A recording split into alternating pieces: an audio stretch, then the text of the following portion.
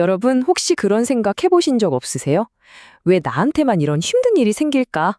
설명할 수 없는 불안감에 시달릴 때요.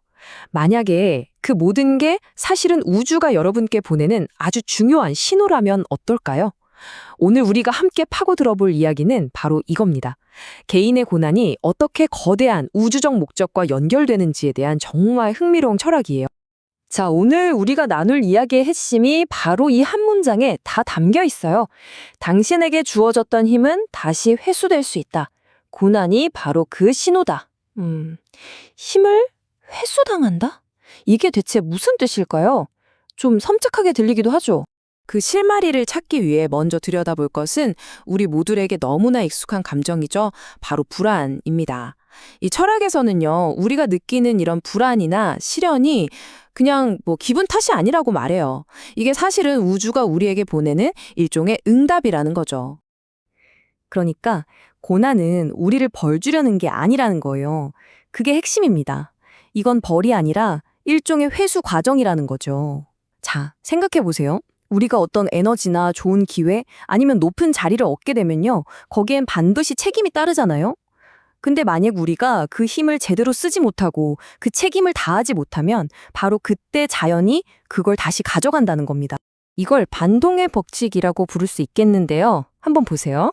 우리가 힘을 얻으면 으쓱해지면서 거만해지기 쉽잖아요. 그러다 보면 원래 해야 할 일을 잊어버리게 되죠. 그러면 자연은 바로 개입하는 게 아니라 잠시 기다린대요. 그러다가 안 되겠다 싶을 때 우리가 겪는 어려움, 즉 고난이라는 형태로 그 에너지를 다시 싹 거두어가는 거죠. 정말 쫙 폈던 어깨가 힘없이 축 처지면서 허리가 숙여지는 모습, 딱 그거랑 같아요. 아니, 그럼 대체 왜 이렇게까지 하면서 에너지를 뺏어가는 걸까요? 이 회수의 진짜 목적은 뭘까요? 바로 이 부분이 이 철학에서 정말 중요합니다. 우리를 괴롭히려는 게 아니에요. 오히려 우리에게 다시 공부할 기회를 주는 겁니다. 너 이 부분 놓쳤으니까 다시 배우고 가? 하면서 모든 걸 리셋시켜주는 거죠. 올바르게 성장할 수 있도록요. 자, 그런데 이런 우주의 법칙이 우리 개인에게만 적용되는 게 아니에요. 놀랍게도 우리가 하는 사업에도 똑같이 적용된다고 합니다. 특히 비즈니스 세계로 가면 이 규칙이 훨씬 더 구체적이고 명확해져요. 여기서 아주 중요한 구분이 나옵니다. 사업의 규모에 따라서 필요한 목적의 레벨이 다르다는 건데요. 보세요. 작은 규모의 자영업은 명분이 있어야 하고요. 대기업은 이념이 있어야 한다는 겁니다. 그냥 돈 버는 게 목적이 아니라 자영업은 개인의 이익을 넘어서는 이유가, 기업은 사회 전체를 이롭게 하는 더 큰 이유가 필요하다는 거죠. 그럼 자영업자에게 필요한 명분이라는 게 구체적으로 뭘까요? 이게 그냥 돈 많이 벌자가 아니에요. 내가 가게를 연 이 동네, 이 지역사회를 이해하려는 노력이고요. 우리 가게를 찾아주는 손님들, 그 사람들에 대해 배우려는 마음이에요. 말하자면 작은 사회를 공부하는 거죠. 만약 이런 거 없이 오직 돈 하는 탐욕으로만 사업을 시작하면 자연히 그 초기에 들어간 돈까지 싹 다 회수해 갈 거라고 아주 강력하게 경고하고 있습니다. 자영업이 그 정도라면 대기업은 어떨까요? 이건 차원이 완전히 달라져야 합니다. 여기서 나오는 개념이 바로 홍익인간이에요. 우리에게 아주 익숙한 말이죠. 널리 인간 세상을 이롭게 한다. 바로 이 거대한 이념이 대기업의 중심에 딱 서 있어야 한다는 겁니다. 이게 없으면 안 된다는 거예요. 이게 바로 대기업이 망하지 않고 계속 갈 수 있는 유일한 길이라고까지 말합니다. 자, 그럼 홍익인간이라는 이 엄청난 이념, 이걸 실제로 어떻게 실현할 수 있을까요? 여기서 우리는 리더의 진짜 책임이 뭔지 그 근본적인 질문과 마주하게 됩니다. 이 철학이 제시하는 답은요, 우리가 생각하는 성공의 정의를 완전히 뒤집어 버립니다. 들어보세요. 사업의 가장 중요한 목적은 사람을 키우는 것이다. 그 외의 모든 것은 그 목적을 위한 수단에 불과하다. 와, 정말 충격적이지 않나요? 우리가 그토록 중요하게 생각하는 돈 버는 거, 회사 키우는 거, 이게 전부 사람을 키우기 위한 도구일 뿐이라는 거예요. 좀 더 쉽게 말해볼까요? 한 회사가 진짜로 만들어내는 결과물은 제품이나 서비스가 아니라는 거예요. 그 회사가 사회로 졸업시키는 사람들의 퀄리티, 바로 그게 진짜 결과물이라는 거죠. 직원들은 자기 성장을 리더에게 맡긴 거나 다름없어요.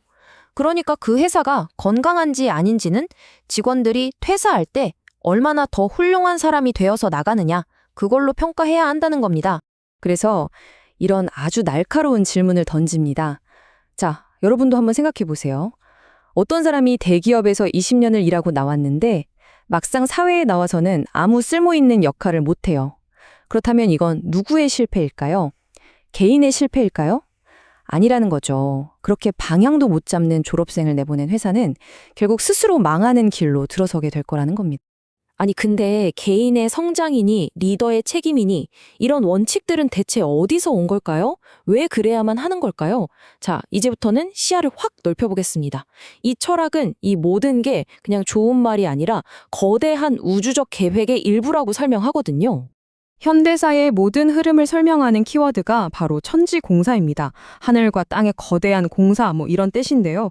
쉽게 말해서 이 우주 전체가 하나의 잘 짜인 프로젝트라는 거예요.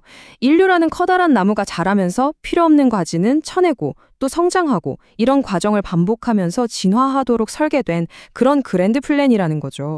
심지어 이 계획에는 아주 구체적인 시간표까지 나와 있어요. 2차 세계대전으로 큰 가지치기가 한번 끝나고 인류는 30%까지 성장하는 단계에 들어섰다고 합니다. 그리고 2012년 12월 21일 딱 이 날짜를 기점으로 70% 성장 단계가 끝났다는 거예요.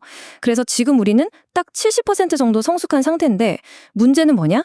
그 다음 100%로 우리를 이끌어줄 정신적 리더가 부재한 상태라는 게 이 철학의 진단입니다. 바로 이 3대 7이라는 비율, 이게 그냥 나온 숫자가 아니라 우주의 근본적인 법칙이라고 해요. 대표적인 예시로 드는 게 바로 세계 인구입니다. 인류가 30억에서 70억으로 늘어난 것도 이 3대 7 법칙이 그대로 반영된 결과라는 거죠. 자, 그럼 70%까지 왔는데 다음 단계는 뭘까요? 여기서 정말 대담한 주장이 나옵니다. 다음에 있을 우주적 가지치기는 바로 바이러스를 통해 일어날 거라는 예측이에요. 그리고 그 대상은 생각의 질량이 약한 사람들이 될 거라고 합니다. 다시 말해서 우리가 겪는 팬데믹 같은 것들이 그냥 우연히 일어나는 재앙이 아니라 인류를 한 단계 더 정화시키기 위한 계획의 일부라는 그런 관점인 거죠. 결국 이 어마어마한 이야기는 다시 우리 각자에게로 돌아와서 단 하나의 질문을 던집니다. 당신은 그냥 하루하루 먹고 살기 위해 일하고 있습니까? 아니면 이 거대한 우주의 계획 속에서 당신에게 주어진 진짜 목적을 다하고 있습니까? 어쩌면 지금 여러분이 겪고 있는 그 힘든 시간은 바로 이 질문에 답하라고 우주가 보내는 신호일지도 모릅니다. 오늘 이 이야기가 그 신호의 의미를 한 번쯤 깊이 생각해보는 계기가 되었으면 좋겠습니다.